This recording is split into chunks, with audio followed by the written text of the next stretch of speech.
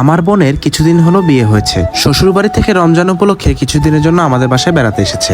এসেই আমার কাছে আবদার করলো এই ঈদ উপলক্ষে সে মেহেদি পড়তে চায়। তো মেহেদি কেনার জন্য আমি কল দিয়েছিলাম অনিকা ইসলাম আশা আপুকে। আমি অনলাইনে দেখেছিলাম অনিকা আর্ট হাউসে অর্গানিক মেহেদি সেল করে। পরে জানতে পারলাম এটি অনিকা ইসলাম আশা আপু এবং সে নিজেও মেহেদি পরিয়ে দেয়। তাই আর দেরি না করে আশা আপুকে বাসায় ডেকে নিলাম আমার বোনকে মেহেদি পরানোর জন্য। তো ইফতারের আগে আগে আশা আপু আমাদের বাসায় চলে আসে এবং খুব মনোযোগ সহকারে মেহেদি পরাচ্ছে আমার বোনকে।